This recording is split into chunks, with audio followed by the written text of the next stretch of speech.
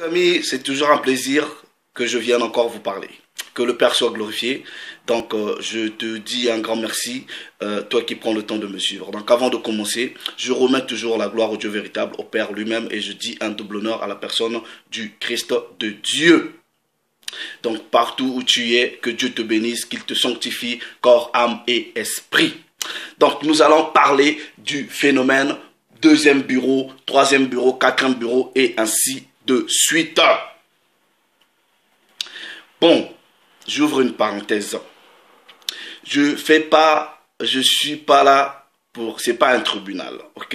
C'est pas un tribunal. Mais je suis une sentinelle du Père lui-même. Le rôle de la sentinelle, c'est de voir le danger et de prévenir. Parce qu'il est écrit dans Proverbe 15, 32, celui qui rejette la correction méprise son âme. Mais celui qui accepte la correction acquiert de l'intelligence. Et dans 1 Timothée chapitre 2 verset 4, il est écrit, c'est de la volonté du Père que tous les humains soient sauvés et qu'ils parviennent à la connaissance de la vérité. Donc nous allons analyser ce phénomène-là, ok, en relation avec la parole du Père. C'est pas les histoires de polygamie. Ça n'a rien à voir avec les histoires de polygamie. Ça n'a rien à voir avec les histoires de polygamie. Ok? Je parlerai de la polygamie dans une autre vidéo. Est-ce que la polygamie est permise par le Père ou non?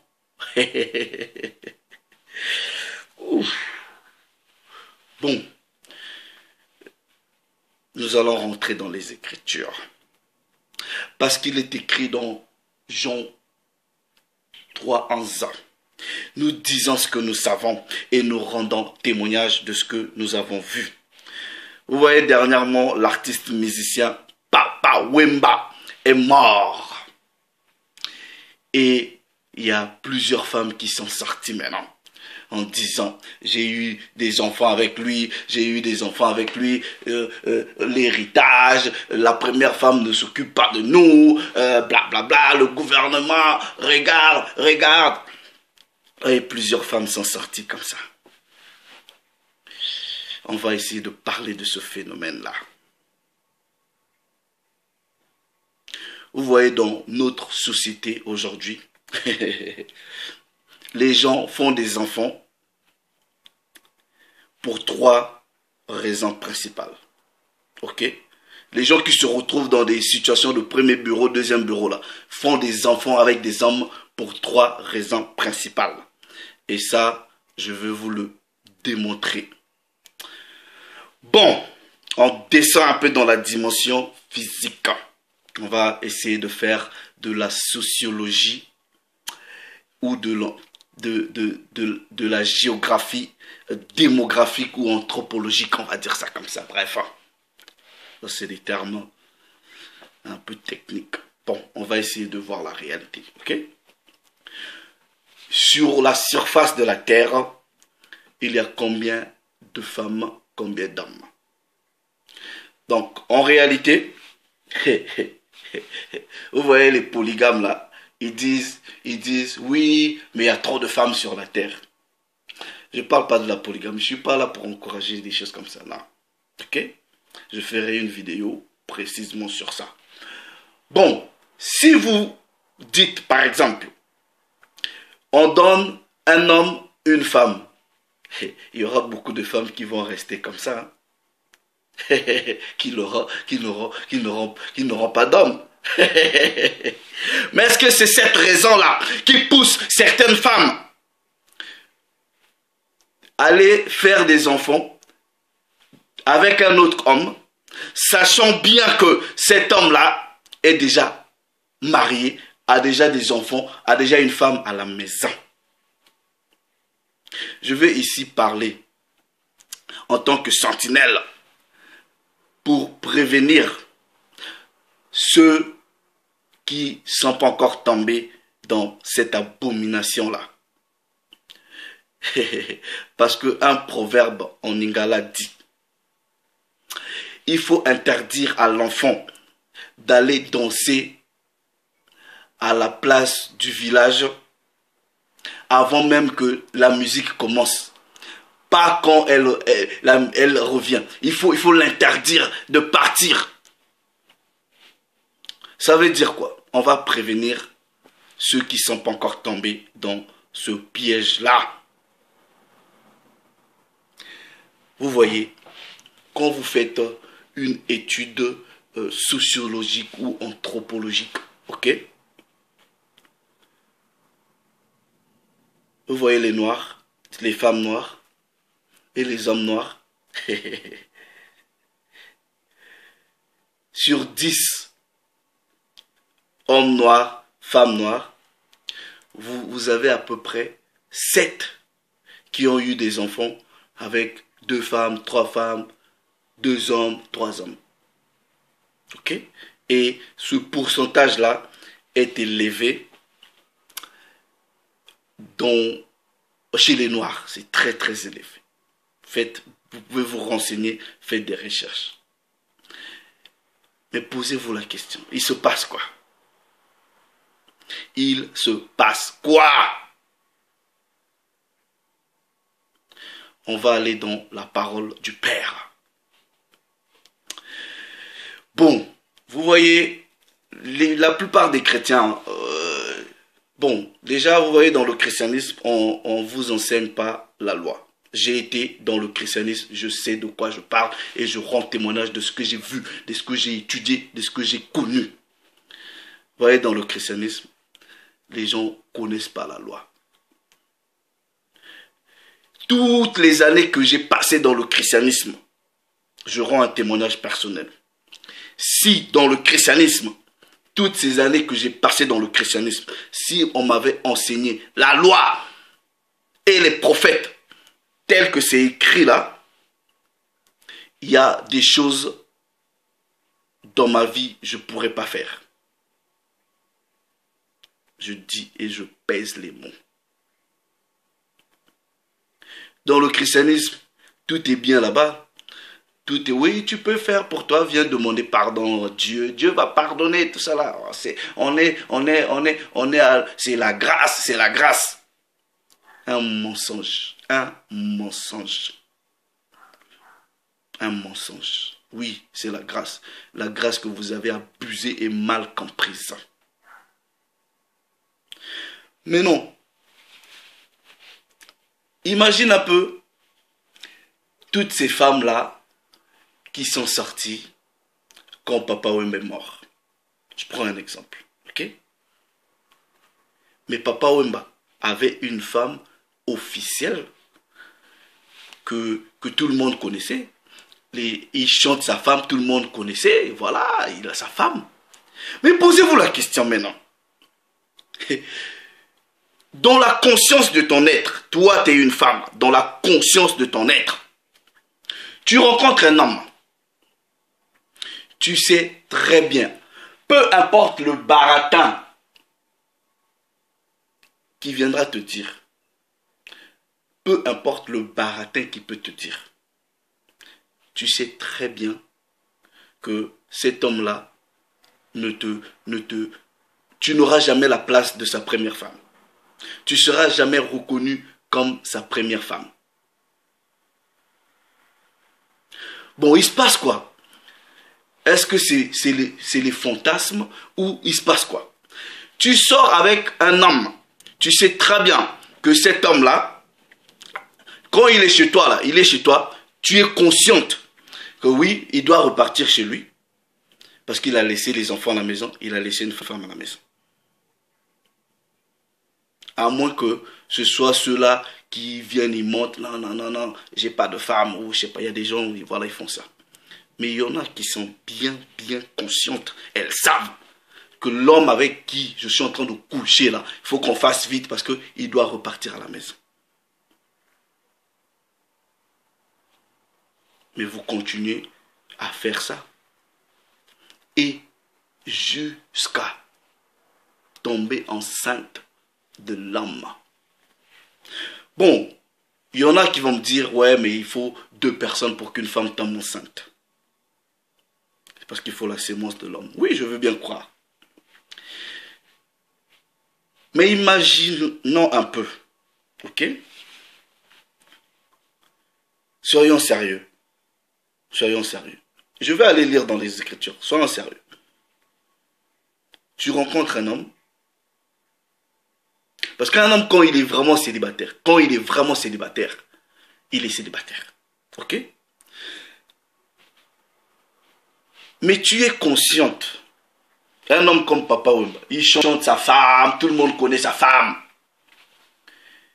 Mais ça te dit rien, ça te dérange pas. Tu vas avec lui. Bon, ok. On peut dire, bon, tu as craqué la star. On peut dire ça comme ça. Eh, mais jusqu'à aller faire des enfants. Pas 1, 2, 3.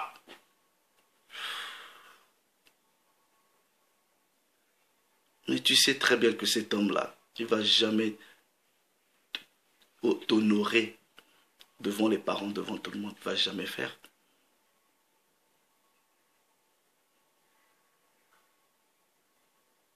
Vous voyez? Maintenant, je vais vous expliquer que il y a une malédiction qui est sur les filles, les femmes noires que le Père lui-même a prononcée. Cette malédiction-là, ça va sur votre beauté, vos cheveux, tout ça. Vous voyez, la plupart des femmes qui veulent ressembler aux femmes blanches, là, il y a une malédiction qui pèse sur nos sœurs. Parce que dans le christianisme, on ne vous enseigne pas ces choses-là. Maintenant, la personne qui va comprendre, qui va accepter cette correction-là, elle va prendre de l'intelligence pour ne pas tomber dans ses erreurs et prévenir d'autres personnes. Vous prenez le livre du prophète Ésaïe. Commencez à lire à partir du chapitre 3. Vous voyez les femmes noires, quand Dieu les a créées à partir de leur mère Ava ou Ève. Elles avaient une beauté glorieuse. Les cheveux comme ça, là, jusqu'ici. Et à un moment, elles ont commencé à abuser de leur beauté. À faire de sorte que les hommes sont têtus entre. Et le Père avait prononcé une malédiction. Dit, bon, voilà, comme tu es fier de la beauté que je t'ai donnée, tu marches dans la rue, tu fais la tête comme ça. Lisez dans Ésaïe, chapitre 3. Tu fais ça, je vais couper, je veux rendre le sommet de tes cheveux chauve. Et le Père a coupé par l'ange destructeur dans l'esprit. Boum! C'est pour cela, là, les cheveux des filles noires ne poussent pas. Ne poussent pas. Ça, c'est spirituel. Bon, beaucoup de chrétiens les chrétiens ne vont pas comprendre ça parce qu'on ne vous enseigne pas la loi. Oui. Mais plusieurs des gens qui comprennent la loi, plusieurs de mes sœurs, elles comprennent la loi. Elles savent de quoi je suis en train de parler. Bon. Ésaïe, chapitre 4. Ésaïe, chapitre 4.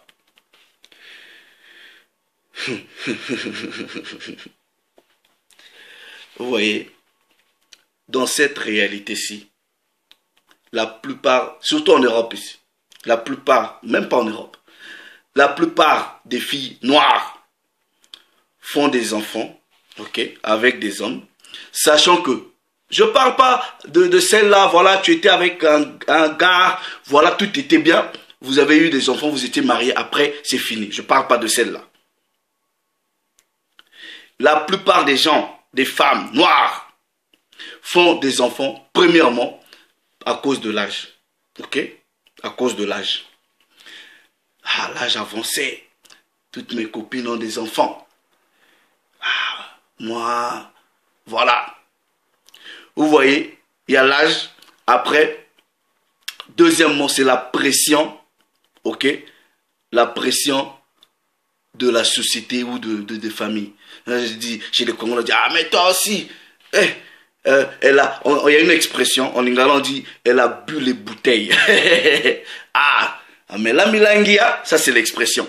Ça veut dire que tu conçois pas. Et vous voyez, quand tu es dans des conditions comme ça te touche ici. Tu dis, ah, les gens se moquent de moi, mais je sais que je conçois. Là, j'ai avancé. Bon, tant pis. Le premier venu, là, je prends seulement. Qu'il soit marié ou pas marié, qu'il ait sa copine ou sa femme, je m'en fous. Le plus important, qu'il me donne un enfant.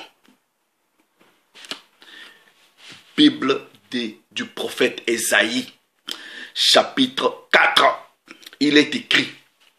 Et cette femme, bon, en réalité, ce premier verset du livre d'Ésaïe devrait se retrouver dans le chapitre 3. Ça devrait, bon, voilà, ils ont placé ça comme ça. Bref, chapitre 4, premier verset, il est écrit. Et cette femme saisiront en ce jour-là un seul homme et diront, nous mangerons de notre pain et nous vêtirons de nos habits. Fais-nous seulement porter ton nom. Enlève notre opprobre. Mais non. Donc, cette femme sur un seul homme. Elles disent, on s'en fout. J'ai pas besoin que tu me donnes de l'argent. J'ai pas besoin de quoi que ce soit. Tout ce que je veux, c'est que je porte ton nom. Comprenez ici que porter ce nom-là, c'est pas que tu sois marié avec, bien que le sexe c'est le mariage. Porter le nom, c'est que je veux seulement être avec toi, ok, qu'on dise, ah tu vois, elle sort avec papa Wemba, ah c'est la copine d'un tel. Porter ce nom, c'est aussi avoir l'enfant de quelqu'un. Pourquoi? Parce que aussi longtemps vous avez l'enfant de quelqu'un, on dira, ah t'as vu, elle a eu l'enfant avec telle personne, hein? Elle a eu l'enfant avec... C'est une malédiction qui est sur vous. Sachant que dans la conscience de ton être, cet homme-là ne t'emmènera nulle part.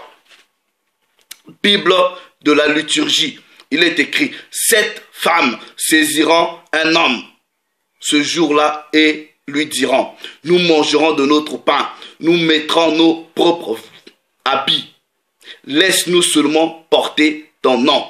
Enlève notre déshonneur. Dans d'autres versions, on dit enlève notre opprobre. Bible, parole de vie. Ce jour-là, cette femme s'accrocheront à un seul homme en lui disant, nous nous chargerons de notre nourriture et de nos vêtements. Enlève seulement notre honte en nous acceptant comme tes femmes. Vous voyez, quand vous comprenez bien le chapitre 3 dans le contexte, c'est une malédiction que le Père avait prononcée, tout simplement parce que vous voyez les filles de Sion, les filles noires, les vrais Israélites, elles étaient fières de leur beauté. C'est pour cela, vous voyez même les filles noires. Bon, vous voyez les hommes noirs. Faut jamais mettre dans votre tête que les femmes blanches sont faciles. Non, elles sont pas faciles. Mais elles sont beaucoup plus approchables. Les filles noires sont capricieuses. Et ça là, c'est pas de votre faute. Vos sœurs dans l'Israël antique étaient comme ça. Cette femme sur un homme dit non, on s'en fout. Moi-même, je veux m'occuper de moi. Je vais acheter mes vêtements, il n'y a pas de problème, ma nourriture, mais enlève seulement ma honte, parce que voilà, là j'avance, toutes mes copines ont des enfants, moi j'ai pas des enfants. On me met la pression, on a dit j'ai les bouteilles dans mon ventre, j'ai pas d'enfants. Donc au premier venu là, boum, tu vas prendre, voilà, tu fais l'enfant. Sans pour autant savoir que l'homme avec qui je fais l'enfant là, il va jamais être mon mari, il va jamais officialiser la relation, jamais de la vie, ok, mais quand même, tu vas, voilà. Mais Vous voyez les hommes, quand ils viennent comme ça, bon, ils viennent avec beaucoup de mensonges. L'homme s'en fout. L'homme s'en fout. C'est l'homme qui donne, c'est la femme qui reçoit. Si la femme, tu refuses de recevoir, l'homme, à moins que ce soit un viol. Donc, dans la conscience de ton être, quand tu sais très bien que, bon, ce garçon-là, il est bien, tout ça là, mais je sais, il va m'emmener nulle part. Il va m'emmener nulle part. Pourquoi même pas ne pas te protéger? Même, on va dire ça comme ça. Il faut être franc. Toi, tu vas sortir avec Papa Wemba. Ça sent déjà que, même avant toi, il y a déjà plusieurs femmes qui ont eu des enfants avec lui. Mais attendez, oh. Après, il ne faut pas venir pleurer. Je suis désolé. Il ne faut pas venir pleurer. Et cette malédiction-là sur les femmes noires, il y en a qui l'ont ramené un peu plus loin. Vous voyez les filles d'aujourd'hui là, elles achètent même l'amour, ok? Elles achètent même le mariage. Et ça, je vais vous expliquer, ok? Elles quittent ici, ok? Elles quittent ici pour aller chercher. Moi j'habite à Londres. Toi, tu quittes ici à Londres, tu vas chercher un mari en Afrique.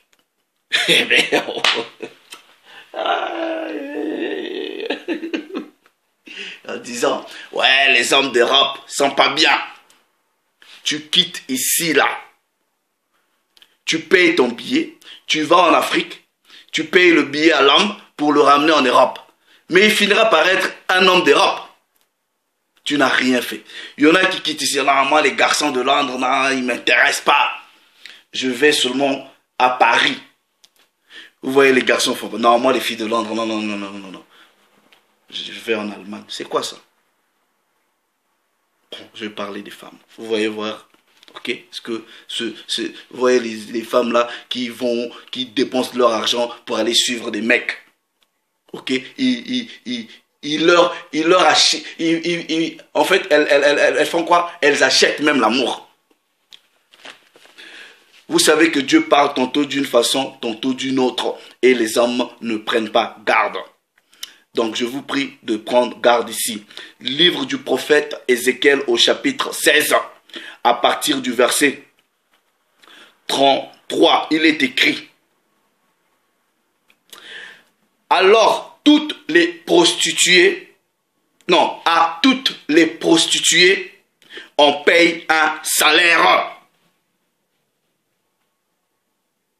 Tu quittes ici. Tu vas chercher soi-disant un copain à Paris, sachant que ce garçon-là a une femme. Donc, tu es prostitué. Parce que la prostitution, c'est la fornication. Bref, j'avais déjà expliqué dans les autres vidéos. À toutes les prostituées, on paye un salaire version Louis 50 19. Mais toi, tu as fait des dons à tous tes amants. Tu les as gagnés par des présents, c'est-à-dire les cadeaux, afin de les attirer à toi de toutes parts dans tes fornications. Tu as été le contraire des autres prostituées. Parce que les autres prostituées, elles font des déplacements pour de l'argent. Mais toi, tu quittes ici avec ton propre argent. Tu vas là-bas, coucher avec un homme. Tu ramènes aussi des cadeaux. Oui, chérie, je t'ai ramené. Tu as vu ces trucs-là à Paris. Et à Londres et à Paris, il n'y en a pas. Tu vois, il n'y en a qu'à Londres. Tu vois, tu ramènes, tu achètes des cadeaux. Tu vas là-bas, on couche avec toi. Tu ramènes encore des cadeaux. Alors, ton propre argent, tu achètes encore ton billet, tu reviens. La parole dit, les vraies prostituées, au moins, elles font ça pour de l'argent. Mais toi, tu fais ça gratuitement et tu payes encore. Tu as été le contraire des autres prostituées. Parce qu'on ne te recherchait pas. Ce n'est pas ces hommes-là qui viennent vers toi, c'est toi qui vas vers eux. Parce qu'on ne te cherchait pas. Et en donnant un salaire au lieu d'en recevoir un. Tu as été le contraire des autres. Arrêtez ça, mes sœurs. Arrêtez ça. Tu quittes ici. Vous pensez qu'ici, il n'y a pas d'hommes bien? Dans la ville ou dans le pays où tu habites, il n'y a pas d'hommes bien? Mais tu quittes ici, en Europe. Tu achètes ton billet, boum, pour aller aux États-Unis trouver une femme là. Mais c'est quoi ça là? Faut pas faire des choses comme ça. C'est de la prostitution. Et gratuite. Tu payes. Alors que les vraies prostituées, si elles font des déplacements, c'est pour aller gagner un salaire. Mais toi, on ne t'a même pas appelé. Voilà, Non, moi, j'aime pas les garçons de Londres. Moi, j'aime pas les garçons de Paris. Tu n'as rien fait. Si tu vas prendre un mari, un homme en Afrique, tu le ramènes ici. Il devient quelqu'un d'ici. Tu n'as rien fait. Vous voyez? Donc, si dans ta vie, tu es tombé dans une bêtise comme ça, tu ne savais pas, que Dieu soit loué. Dieu pardonne le temps d'inconscience. Si tu as été violé et que tu as eu un enfant avec quelqu'un, il n'y a pas de problème. Mais si dans la conscience de ton être, tu sais très bien, en ce moment, tu es avec un homme, tu sais très bien que cet homme-là, il a une vie ailleurs, qui te mettra jamais à la place de la première, tu es en train de perdre ton temps.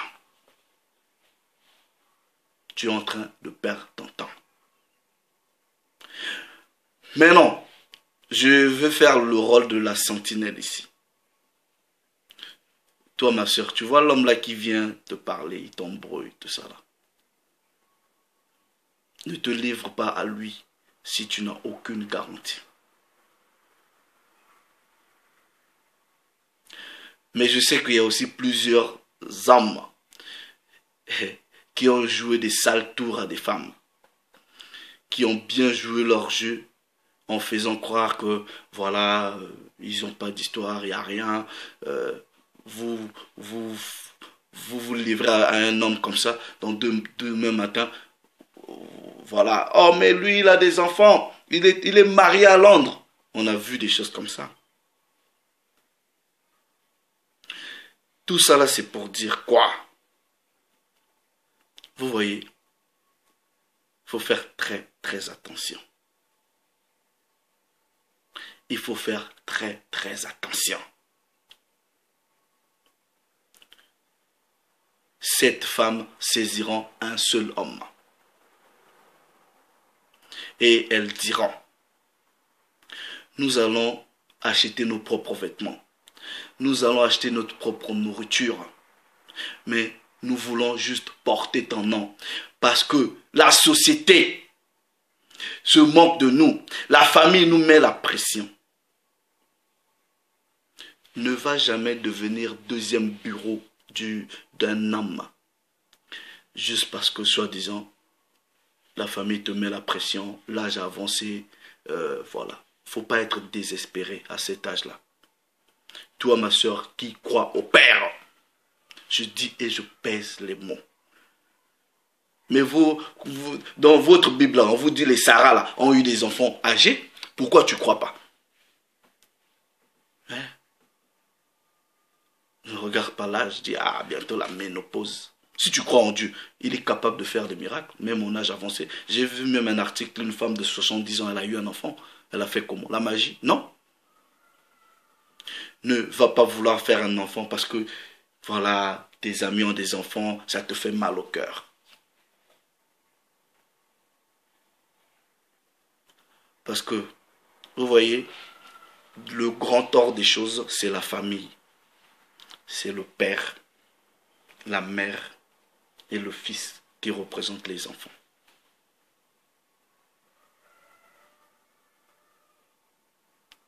Tu vas faire un enfant avec un homme, tu sais très bien, tu veux porter son nom. Parce que quand on dit « nous porterons ton nom », ça veut tout simplement dire à chaque fois on verra cet enfant ou on te verra, on dira « Ah, t'as vu, il a eu l'enfant avec un tel, ah, t'as vu ». Il faut faire très attention. Imagine un peu, élever l'enfant dans la solitude. Est-ce que tu penses à l'équilibre de cet enfant? Est-ce que tu penses au grand tort des choses? Le grand tort des choses, c'est la famille. Papa, maman, enfant. Donc le père, la sagesse qui représente l'esprit et le fils qui est le Christ. C'est ça le grand tort des choses. Bon, il y en a qui sont tombés dans ces erreurs-là. C'est fini, c'est passé. Que Dieu te pardonne. Mais je parle ici, étant que sentinelle, pour prévenir. Et j'attire aussi une attention particulière aux hommes. Vous voyez?